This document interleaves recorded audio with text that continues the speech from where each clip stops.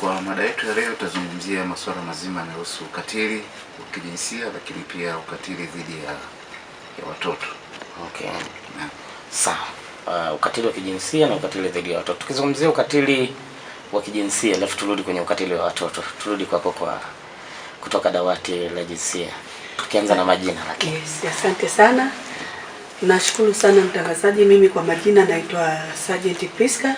Nimetokea dawati la jinsia na watoto mkoa wa Katavi. No.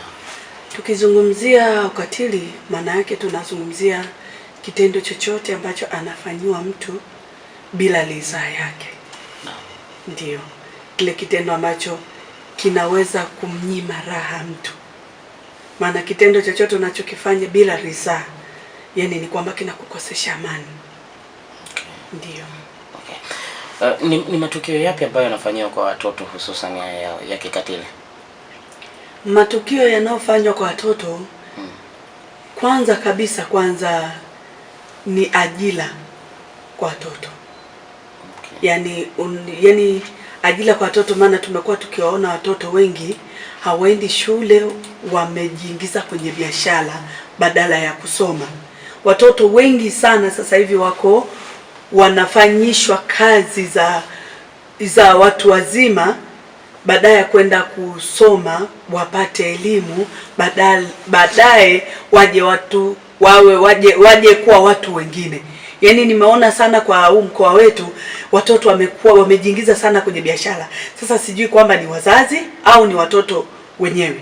Watoto wanaouza sabuni, mayai, mboga. Yani huo mimi nauona kama ni unyanyasaji, ni ukatili mkubwa sana kumnyima mtoto haki yake ya msingi kama elimu. Okay. Walizungumza kuhusu kuuza sabuni. Hapo umenishtua moyo. Maana kuna vibinti fulani viko kama 4.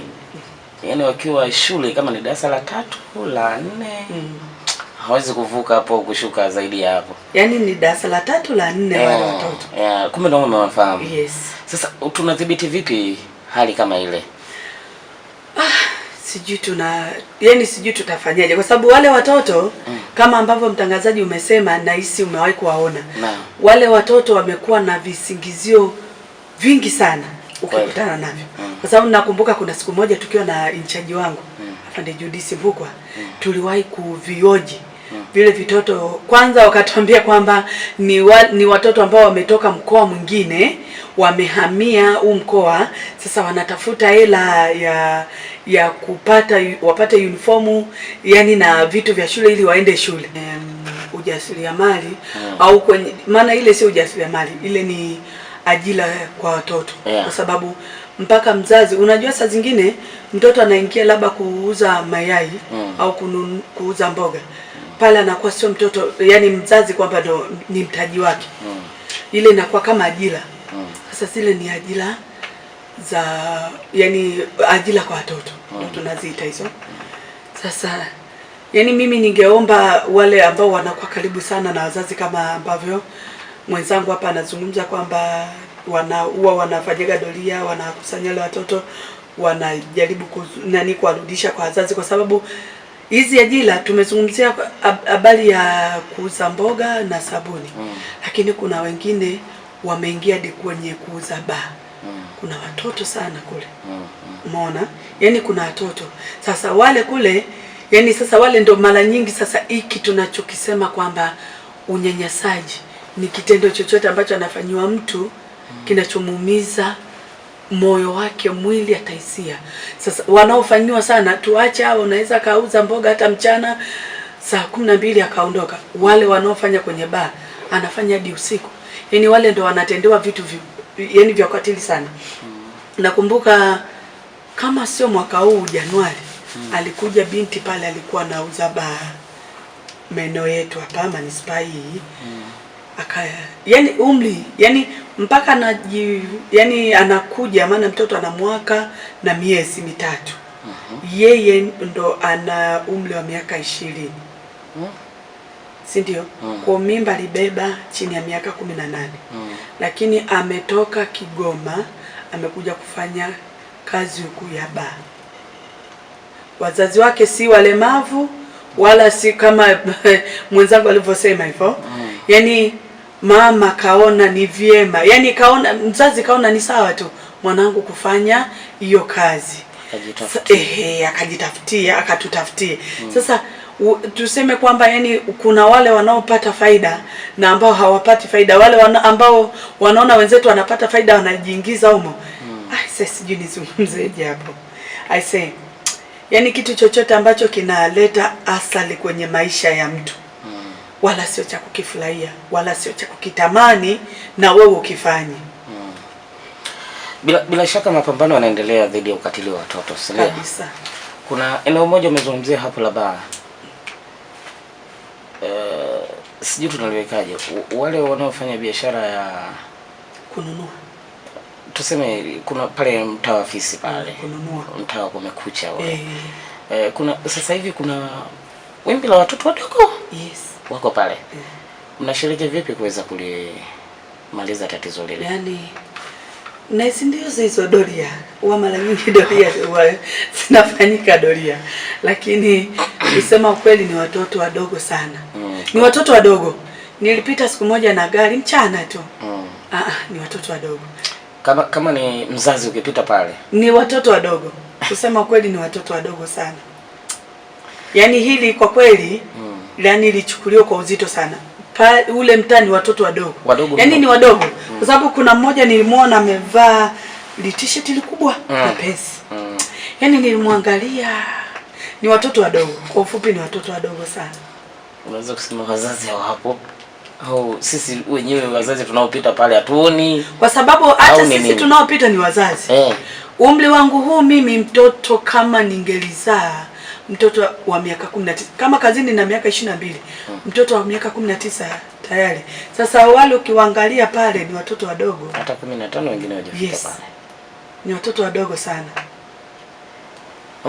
Manispaa nashiriki vipi kuweza kuondoa changamoto ile pale? Maana ni moja ya eneo ambalo kiwalisia ukatili wake ni ukatili. Ukatili wake sijui tunazungumziaje. Japo wateja ni sisi wenyewe na wengine unakuta wazazi hao. Nashiriki vipi manispaa pale?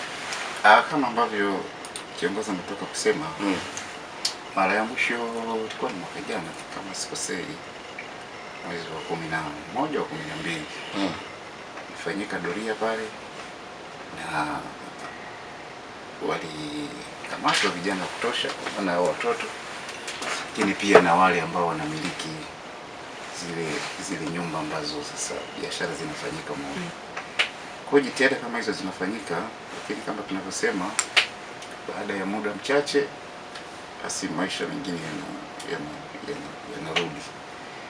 Lakini tunalifahamu na wakati mwingine elimu inatolewa, manake kufukuza kama hivyo inashindikana. Lakini sasa elimu inatolewa kwa maana ya kujihadhari. Unapoona mtu ambaye haeleweki basi ujihadhari kwa namna moja au nyingine. Nimekuwa nikishuhudia hizo doria na za kufukuza pale wanaondoka, wanahamia sehemu nyingine. Sijajua ni mbinu zipi ambazo zinatumika kwa sababu akiondoka mtaafisa amehamia Machimponi. Sijui hili huwa mlioni. Kama tulivyosema ndugu mtangazaji, sio jambo rahisi kama ambavyo unafikiria. Lakini ni jambo gumu. Sababu kukimbizana wakati wote pia wakati mwingine haiwezekani. Lakini tunajitahidi kwa kadri tunavyoweza.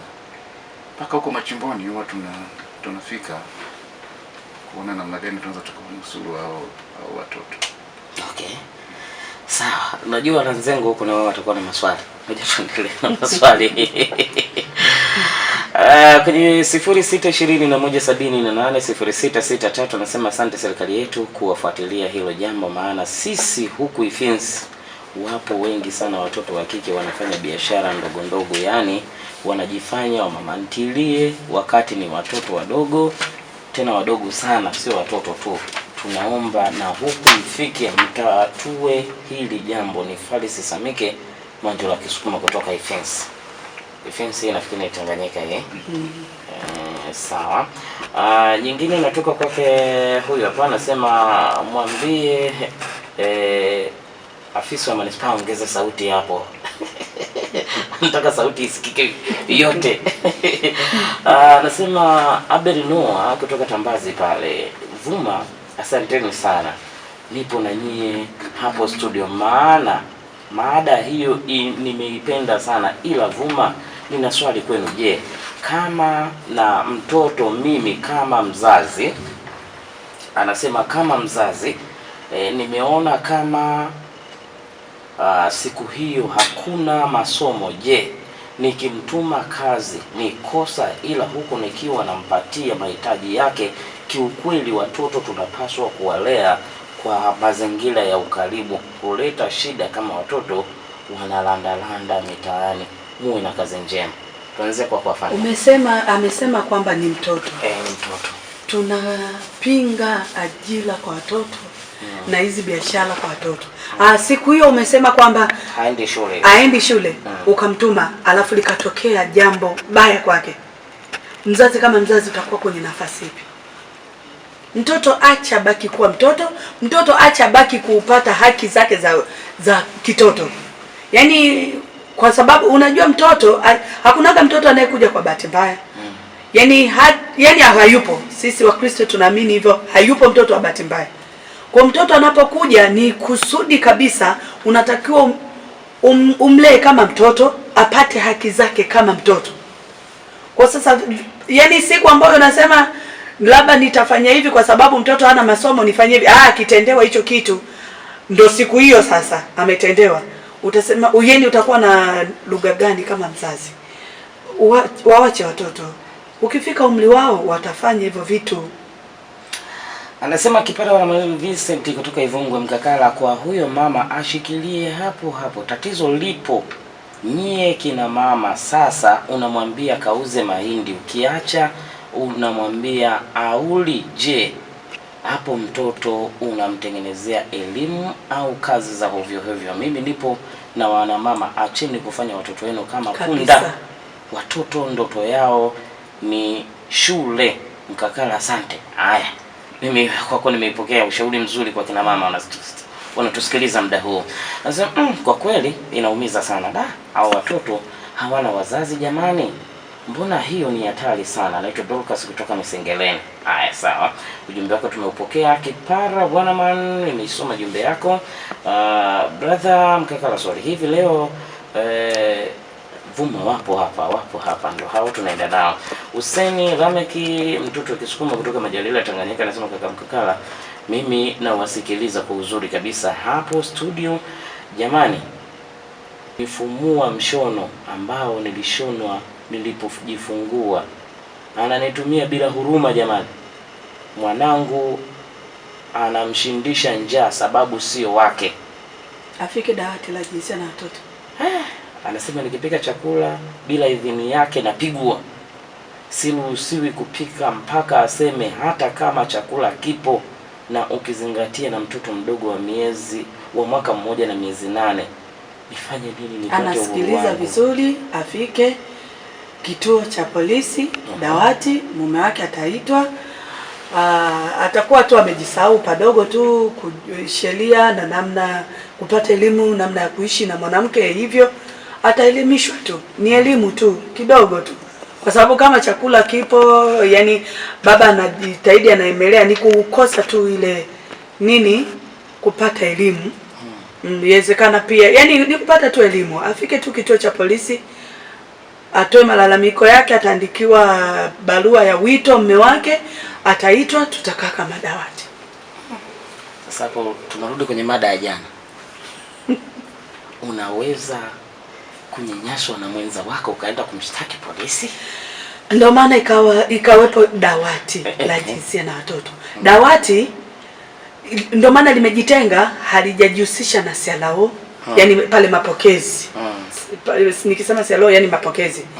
Unapokuja ukifika pale ukafika mapokezi, unauliza nina shida na watendaji wa dawati. Sawa? Mara nyingi kama utamkuta yuko pale CLO, anakuambia ndio mama, twende nikakusikilize. Hakusikilizi pale. Atakusikiliza chemba, kwa sababu saa zingine kesi nyingine inakuwa ni private. Labda umebakwa.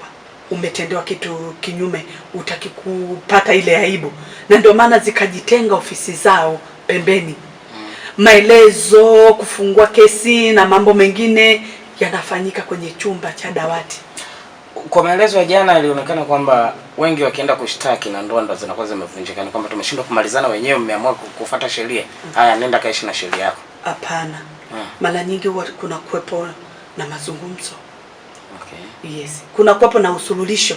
Kama ndoa tunakuwepo na usuluhisho. Watu tunakumbushana sheria, namna ya kuishi, upendo. Si ndio? Yaani huwa kuna kuwepo na mazungumzo. Lazima msikilize mwezio. Tena huwa tunawapa muda. Yaani huwa tunajitoa. Yaani kama kuna mwingine anasubiria huduma, inabidi asubiri sana, kwa sababu huwa tuna tabia ya kumsikiliza mmoja private. Alafu unamsikiliza mwingine private. Tunajua shida iko wapi. Alafu naanza kuwashauri. Tumepewa hadi siri ya kusikilizwa private. Anasema ile mbuga ya fisi waiache wasiguse, inatusaidia vijana.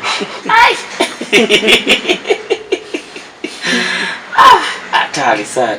Anasema anaitwa Peter Oscar akiwa pande za Nsimbo pale Mtakuja. Jamani, kuhusu hao watoto sio mjini tu, hata huku vijijini wapo wengi wanachunga ng'ombe, ni wadogo sana, umri wa miaka kuanzia 7, ni wengi mno, wanatoka sehemu mbalimbali mikoani. Jamani, ni kero, wasaidiwe hawa watoto, wanatia huruma sana, wananyanyasika sana kwa mvua hizi ambazo zinaendelea. Anapigwa na mvua akiwa machungani, inauma sana. Sema tu ndio hivyo, ufuatiliaji tena hamna, na wanapigwa sana na mabosi wao. Kwa mfano wakilisha huko machungani ni balaa. Haya sasa, hiyo ni kutoka Nsimbo. Hii nyingine anasema, na nyinyi maafisa mmelala, utendaji wenu ni wa mdomoni, samahani lakini hawa watoto sio kwamba wanakuja peke yao, kuna mawakala rasmi wanawaleta kuwatumikisha kwa faida yao. Nukta. Ameishi hapa. Anaitwa Posoa. Anasema wanaochangia wimbi hilo ni viongozi, maana wakiwakamata wanawatoza fine, wanawaachia. Kwa hiyo huo ni mradi wa mapato wa manispaa. Kaka ya kwako hiyo. Anasema mimi naomba namba za viongozi, nitaongea nao kwa undani, kweli shida ipo, mimi nina tatizo. Kwa hiyo naomba kabla mjetoka, namba zile za dawati leo zitajwe mara nyingi sana, watu wana changamoto zao. Anasema aende nyumbani kule, kuna wazazi, maongezi yanaanzia pale, yakishindikana mnaendelea mbele. Sisi huku tutasaidiaje? Ngoja kwanza, hii inahusu nini? Yule anayenyanyaswa. Kuna kupulizia ili izime. Anaanza hivi, kuna kupulizia ili izime, ukapulizia ikawaka kabisa kama moto. Akizoea hizo adhabu za kikomando, anakuja kuogopa kwa adhabu gani akiwa komando? Baadaye unaanza kulia, hanisikilizi mtoto huyu, kumbe amefanya kuwa komando. Cha kuogopa hana tena kama mtoto. Anasema kama moto ulishawaka, mchoma kisu umekata, wazazi tuna jamani, tujue kupuliza, kulizimisha. Ni ambavyo umejikita zaidi kwenye jamii kuhakikisha kwamba hivi vitendo aidha vinakwisha au vinapungua. Ndio. Kwa hiyo utakuja kuona zaidi ya viongozi wa mila 50 waliweza kupatiwa mafunzo juu ya namna gani wakatoa taarifa au kupinga vitendo vya ukatili. Lakini viongozi wa dini 120, waganga wa jadi 116. Lakini tumeunda kamati zile tunaita kamati za mtakuwa, kamati za kupinga ukatili dhidi ya wanawake na watoto katika kata zote 58 na vijiji 126. Kwa hiyo utakuja kuona ni kwa namna gani ambavyo serikali, lakini kwa kushirikiana na mdau kupitia huu mradi wa Vuma, tumeweza kuifikia jamii kwa namna moja au nyingine. Lakini hata ukiangalia taarifa zetu, utakuja kuona kwamba kwa sasa watu wengi sana wanaripoti haya matukio. ukilinganisha na miaka ya nyuma. Kwa hiyo tunaamini sasa kwamba elimu imefika, na sasa watu wanapoona ukatili unafanyika au mtu anapofanyiwa ukatili anaripoti mahali husika, lakini tunasisitiza iwe na kwa wakati sahihi, ndani ya masaa 72 kuhakikisha kwamba umeripoti tukio ambalo umefanyiwa, wakati mwingine kulinda ushahidi. Kwa hiyo kupitia mradi wa Vuma lakini na serikali tumeweza kuifikia jamii kwa namna hiyo, na tunasisitiza sasa kwa hao ambao pengine wameweza kupata mafunzo lakini kupitia hizi kamati, basi na wenyewe pia wanaweza wakashuka chini zaidi kuhakikisha kwamba jamii inapata ujumbe kamili juu ya masuala ya ukatili. Okay. Kwa hapo madam, mimi labda ningesema kwamba labda ili kuhakikisha hili jambo lina halitokei, mimi nahisi ni katika namna ya kulipoti matukio, watu kuwa na mwamko wa kulipoti haya matukio, kwa sababu sasa hivi kumekuwepo na mashirika mengi umeshindwa kulipoti dawati kama ambavyo wengine wanahisi kwamba akija dawati polisi kwamba ataishia kuzungushwa au ndoa ndo itavunjika au hatoshughulikiwa kwa sababu anaogopa mwenza wake labda atakamatwa, atawekwa ndani. Wadau wako wengi, mashirika yako mengi. Nakumbuka mwezi Januari tulikuwa pia na wanasheria walizungumza namna ya kuyaripoti haya matukio. Kama ambavyo tuko na watu wa Vuma, ni namna nzuri pia ya kufikisha ujumbe wako na malalamiko yako. Kwa tushirikiane kwa namna hiyo. Lakini mimi ningependa sana kuongea kwamba polisi ni rafiki sana, dawati ni rafiki sana. Na ndio maana hiki kitengo kikatengenezwa. Ndani ya jeshi la polisi kikatengenezwa kitengo maalum kwa ajili ya hiyo. Ni kitengo ambacho kimejitenga, ambacho kiko chini ya uongozi pia. Umeona hujashughulikiwa na ofisi uliokuwa umeenda kulalamika jambo lako, hebu fuata uongozi. Tutoe haya tutoe taarifa, tujitoe katika kutoa hizi taarifa, kwa sababu hivi vitendo si kwamba watu hawavioni, wanaviona. Ila ni namna tu mtu anaona kwamba nikienda kutoa taarifa nitachukuliwaje, itakuwaje, ile maswali yamekuwa mengi. Sijui unaelewa mtangazaji? No. Mtu anashindwa kujitoa na kama hivi ambavyo nimeona message watu wamefunguka, kuna watoto kumbe wanaochunga ng'ombe hawa, mambo yamekuwa mengi. Sisi tuliona hapa tu kumbe kuna watoto mpaka wanaoajiriwa kwa kuchunga ng'ombe. Kwa sasa ni namna tunavyotakiwa kuchukulia. Kuna wimbo mmoja unasema mtoto wa mwenzio ni mtoto wako. Ni namna unavyochukulia, unavyoumia unapomuona mwenzio anapata shida, kwa sababu tumejikita sana kwa watoto, lakini ukatili ni kwa mtu yoyote yule. Ni namna unapofikiria, unapojihisi anapopata tatizo mwenzio. Ili uwe wa kwanza kupata taarifa zetu, usisahau kusubscribe, kulike na kushare.